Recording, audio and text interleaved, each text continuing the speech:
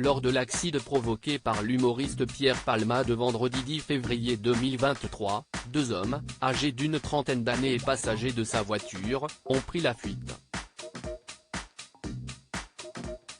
Que se passe-t-il pour eux désormais? Télé Loisirs fait le point.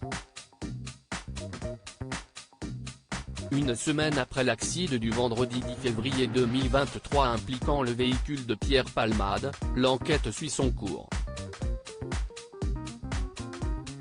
On sait notamment que le comédien conduisait sous l'emprise de cocaïne et diverses drogues de synthèse quand il a percuté la voiture d'en face. Dans cette voiture, 3 blessés graves, une femme enceinte qui a depuis perdu son bébé, son beau-frère et le petit garçon de ce dernier, âgé de 6 ans. Une véritable catastrophe qui vaut à l'humoriste, conduit ce matin de l'hôpital au tribunal de Melun, d'être mis en examen pour homicide et blessures involontaires avec circonstances aggravantes sous produit de stupéfiants, a annoncé le procureur de la République. Le parquet requiert maintenant le placement en détention provisoire. Mais Pierre Palmade n'est pas le seul à avoir été déféré devant les magistrats, c'est également le cas des 2 passagers qui l'accompagnaient. Les passagers entre les mains de la justice quand la voiture de l'acteur de 54 ans se déporte soudainement sur la voie de gauche en percutant un véhicule qui circulait en sens inverse. Les 2 passagers, un Marocain de 33 ans et un Parisien de 34 ans, s'étaient enfuis sans attendre l'arrivée des secours, s'exposant ainsi à des poursuites.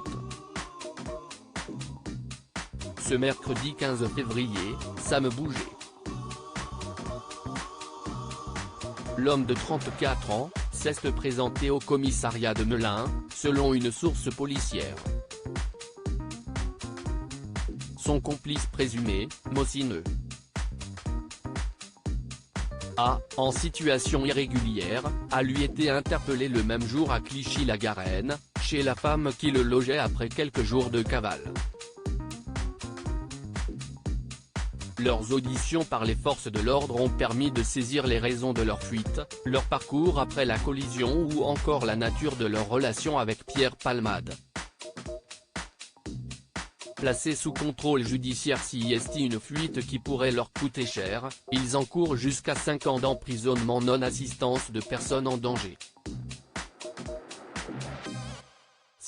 D'ailleurs pour ce chef d'accusation qu'ils ont été déférés devant le magistrat instructeur avant que le parquet ne requiert leur placement sous contrôle judiciaire.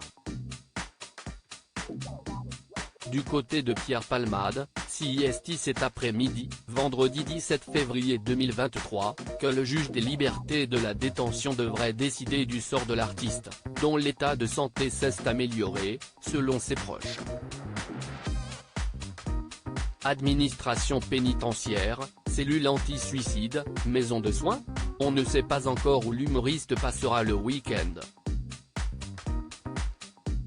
À lire aussi accident de Pierre Palmade, l'entourage de l'humoriste donne des nouvelles sur son état de santé.